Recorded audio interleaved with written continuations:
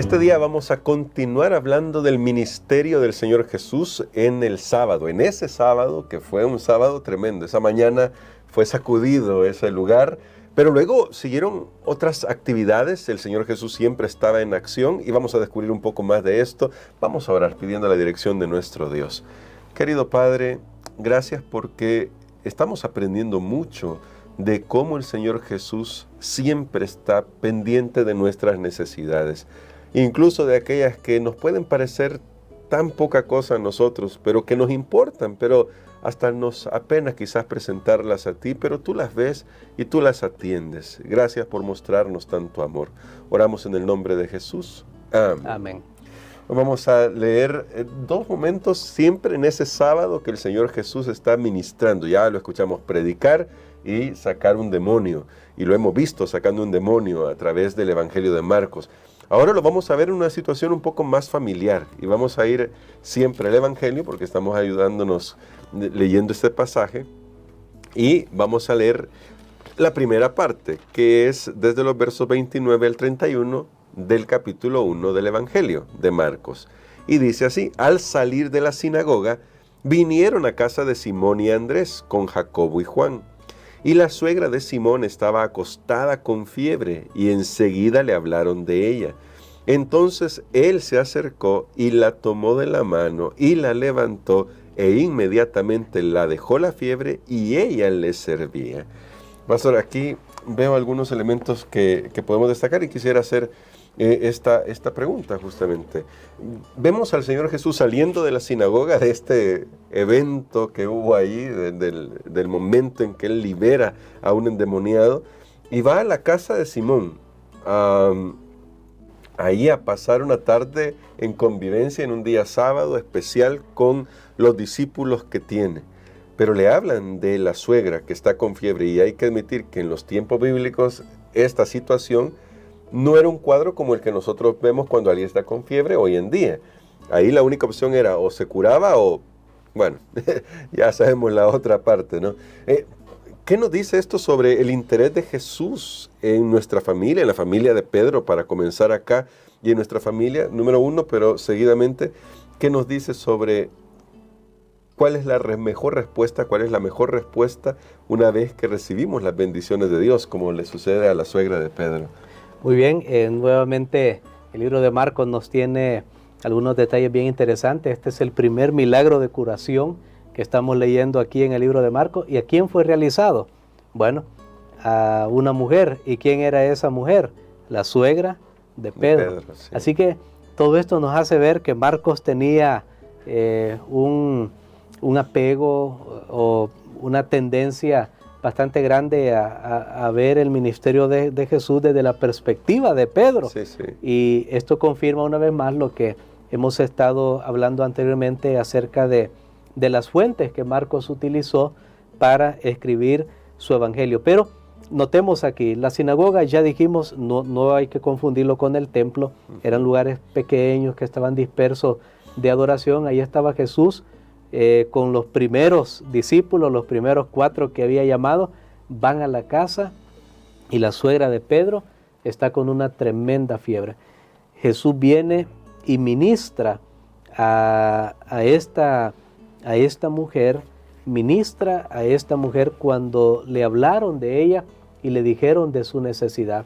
Aquí notamos que Jesús no solo tiene el dominio o la autoridad en un entorno religioso, sino cotidiano, en un hogar, en una casa. Jesús no solo está en el templo, mi hermano, amigo. Jesús no solo está allá en el salón grande de reuniones. Jesús también está en la casa, y Él ahí realiza su obra, sus milagros. Y este es un llamado para la iglesia, para nosotros que somos la iglesia, para no olvidar a aquellos que por una razón especial son impedidos para poder asistir a los servicios de adoración. Hay que ir. Ahora la iglesia ya se nutrió, ya se alimentó en el templo, en la reunión grande. Ahora hay que ir a servir y buscar a aquellos que están en sus casas y que tienen una necesidad. Amén. Jesús se acercó, la tomó de la mano y la levantó. Qué cosa más extraordinaria, ¿verdad? Sí. No andaba estetoscopio, no tenía Jesús que andar ahí una caja con medicamentos. La tomó de la mano y la levantó. Qué poder el Amén. que tenía nuestro Señor Jesús. Él era definitivamente el Mesías, el ungido, era el Hijo de Dios, era el Salvador que había venido para liberar a la humanidad. Ahora, vemos aquí también que Jesús está haciendo este acto de curación por alguien que ahora se estaba convirtiendo en uno de sus íntimos, de sus allegados, de su círculo cercano. Y Jesús le muestra, mire, yo estoy también dispuesto a atender las necesidades de los que trabajan para mí. Porque a veces podemos pensar, bueno, yo trabajo para la iglesia, yo hago esto para Cristo, yo sirvo, yo aquí y allá, y de mí, ¿quién se ocupa? No te preocupes, Jesús también está para atender a tus necesidades. Amén. Y tal vez un comentario más que queremos hacer, usted hizo en la pregunta, es ¿cuál es nuestra respuesta a lo que nosotros recibimos de Jesús, a las bendiciones que recibimos de Él?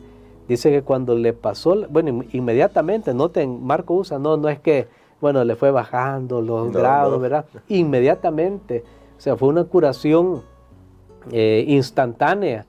Inmediatamente le pasó la fiebre y los servía. Ahora ella comenzó a servirles. Ahora ella comenzó a atenderlos, a ellos, a Jesús, no sé si a darles comida, a darles agua, a lo que sea, pero los servía. Sé que esta palabra, si nosotros hacemos una conexión, hay un mensaje bien bonito. Ya esta palabra la ha usado Marcos en el capítulo 1. Regresemos porque cuando estudiamos tenemos que hacer estas conexiones y el versículo número 13 lo vamos a volver a leer. Que dice acá, y estuvo ahí en el desierto 40 días y era tentado por Satanás y estaba con las fieras y los ángeles le servían. Muy bien, ahí está, cuando Jesús pasó esa gran prueba en el desierto, dice los ángeles lo servían. Y ahora, a quien vemos después sirviendo, ¿a quién es? A una mujer, la suegra de Pedro. Y es la misma palabra. ¿Qué me está diciendo a mí? Cuando nosotros prestamos un servicio, nosotros nos convertimos realmente en instrumentos de Dios. Somos enviados por Dios. Hacemos lo que los ángeles por amor hacen. Siempre me ha humillado este pensamiento que los ángeles, que son más excelsos que nosotros los seres humanos, no tienen ningún reparo en venir y servirnos a nosotros. Y a veces nosotros ni siquiera queremos servir a otro mismo ser humano, igual que nosotros. Qué tremendo. Pero la respuesta correcta debe ser el servicio. Y aquí vamos ahora con el tema del discipulado, que ayer lo iniciamos, que Jesús llama a sus seguidores, llama a que seamos discípulos para servir, para servir. No podemos y ni debemos estar ociosos en la viña del Señor. Si nosotros usamos nuestro cristianismo solamente, bueno, voy a la iglesia, me siento un rato, está bien ir a la iglesia, está bien escuchar un mensaje, está bien leer la Biblia, está bien orar, está bien escuchar esta lección, pero tiene que desencadenarse en algo más. ¿Ha hecho algo Jesús en tu vida? Levántate y sirve. Si no estás sirviendo, tenemos que entender que tiene fiebre, pero si la fiebre te pasó, levántate y sirve. Y bueno, creo que aquí también parte del discipulado está en el modelaje y Jesús va a hacer algo en ese mismo sábado y lo dice en los siguientes versículos, del 22 al 34, y dice, cuando llegó la noche, luego que el sol se puso, le trajeron todos los que tenían enfermedades y a los endemoniados, y toda la ciudad se agolpó a la puerta, y sanó a muchos que estaban enfermos de diversas enfermedades, y echó fuera muchos demonios, y no dejaba hablar a los demonios porque le conocían. Repitiendo lo que ya ha pasado en el momento de la mañana, del culto. Ahora, pastor, aquí vemos al Señor Jesús que pasado el sábado, es decir, ya pasadas las horas sagradas del sábado, a la puesta del sol, llega toda la gente que puede llegar, que tiene sus enfermos, ante la puerta de la casa de Pedro para que puedan recibir la sanidad de Jesús, y Jesús comienza a sanarlos.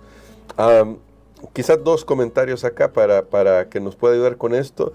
Vemos que en este sentido Marcos no se dedica a explicar el tema del sábado porque parece que la gente lo entiende, quien lo está leyendo lo entiende, lo que implicaría que para el tiempo en que está escribiendo la gente sabía que guardar el sábado es parte de la voluntad de Dios. Pero además vemos que al acercarse a Él, Jesús atiende a todos los que llegan ahí. Pastor, en este sentido, ¿cómo esto nos enseña a nosotros la gran labor por la que Jesús vino y el ministerio que iba a dejar luego a sus discípulos? Muy bien, tomando el primer punto, creo que en el libro de Marcos se tiene un alto concepto del día sábado, el día del Señor. ¿Por qué razón? Porque Él no lo explica. ¿Por qué la gente esperó que pasara el sábado para sacar a sus enfermos? Bueno, porque ellos sabían que el sábado tenían que descansar de acuerdo al mandamiento. Más adelante Jesús mismo orientará a las personas y les va a decir que el sábado es un día para hacer el bien. Claro. Porque los judíos habían llenado el día sábado de restricciones que Dios no había dado. De hecho, aquí en el libro de Marcos tenemos una de las declaraciones más hermosas que hay sobre el sábado. Lo veremos en el capítulo 2, cuando lleguemos ahí, y hablará acerca de la autoridad de Jesús también sobre el día sábado, o cómo Él es realmente el representante de ese día. Llegó la noche. Noten, esto es lo que estábamos mencionando en la introducción de la lección en la primera semana, que aquí no nos da descanso, Marcos, para que nosotros pues nos concentremos en otra cosa. De una sola vez va de una actividad a otra. Mire, Jesús ha estado el sábado en la sinagoga, ha llegado a la casa de Pedro o de la suegra de Pedro para poder sanarla a ella. Después de eso la gente viene y ya tenemos ahí entrada la noche, y bueno, Jesús estaba todavía en actividad. Estaba en actividad. Es el modelo que Jesús dejó para la iglesia. Sanó a muchos que padecían diversas enfermedades, echó a muchos demonios, y nuevamente aquí vemos la prudencia de Jesús en saber el momento correcto para que la identidad de Él como el Mesías, el enviado del cielo, pudiera finalmente declararse públicamente. En el libro de Marcos vamos a tener ese tema. Es tan importante de la identidad de Jesús, que a la mitad del libro es que vamos a tener una confesión, y ya van a ver ustedes de parte de quién vino que Jesús es realmente el Mesías. Y luego al final del libro, que van a ver también, se van a sorprender quién había hecho esa confesión, porque ya la tuvimos de un demonio, pero vimos que a Jesús eso no le agrada mucho, sino que vendrá posteriormente de sus seguidores. Pero aquí nuevamente el ministerio de Jesús no se quedó en la sinagoga, no se quedó con la enseñanza, fue a la calle, fue a las casas, fue a donde estaban los enfermos y los necesitados, aquellos despreciados en la sociedad incluso, porque aquí lo podemos observar cuando Él dice que sanaba de diversas enfermedades. Él tocó incluso, bueno, lo vamos a estudiar más adelante, cuando Él sanó a un leproso. Sí.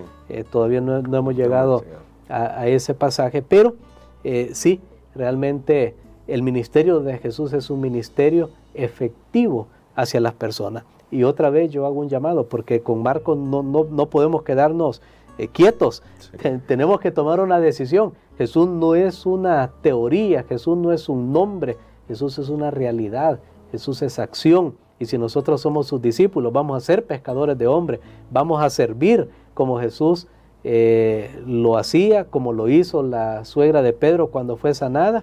Vamos a enseñar, vamos a compadecernos de todos aquellos que están a nuestro alrededor. Creo que si nosotros los cristianos, hermanos Jesús, estuviéramos viviendo en ese nivel, creo que muchas personas más podrían aceptar a Jesús como su Salvador. Amén, amén. Y yo quiero terminar con esta lectura de El deseo de toda la gente. Está citado en nuestro libro. Usted puede conseguirlo en cualquiera de nuestras librerías Yadpa o librerías Adventista. El deseo de toda la gente es un libro muy lindo sobre la vida de nuestro Señor Jesucristo, y aquí aparecen estas palabras. Durante horas y horas llegaban y se iban porque nadie sabía si al día siguiente encontrarían al médico todavía entre ellos. Nunca antes había presenciado Capernaum un día como ese. Hablando de un día solemne, ese día fue maravilloso todo el día. Llenaban el aire las voces de triunfo y de liberación. El Salvador se regocijaba por la alegría que había despertado. Mientras presenciaba los sufrimientos de aquellos que habían acudido a él, su corazón se conmovía de simpatía y se regocijaba en su poder de devolverles la salud y la felicidad. Jesús no cesó de trabajar hasta que el último doliente hubo quedado aliviado. Ya era muy avanzada la noche cuando la muchedumbre se fue y el silencio descendió sobre el hogar de Simón. Había terminado el largo día lleno de excitación y Jesús buscó descanso, pero mientras la ciudad estaba aún envuelta por el sueño, el Salvador, levantándose muy de mañana, siendo aún muy oscuro, salió y se fue a un lugar desierto y allí oraba. Y el día de mañana no se pierda la lección porque vamos a hablar justamente de esa última línea que está tomada de Marcos 1:35, el secreto para un ministerio tan activo. Así que, pastor, hoy quisiera que orara por nosotros para que nosotros podamos regocijarnos en las buenas nuevas del Señor Jesucristo y compartamos con Él, ya que Él nos ha dejado este modelo de trabajo de servir a los demás. Amén. Padre, gracias te damos, Señor, porque Jesús se interesa por nuestras necesidades. Ya sea que nos encontremos en el templo o fuera de Él, Él puede llegar hasta donde estamos, puede tocarnos. Para Él no hay nada imposible. Oramos por nuestros amigos que están escuchando este mensaje a través de la radio o a través de una plataforma de red social. Te pido, Señor, que igual podamos creer al Evangelio, podamos experimentar la presencia de Jesús en nuestras vidas y podamos compartir con otros las bendiciones que tú nos has dado. En el nombre de Jesús. Amén.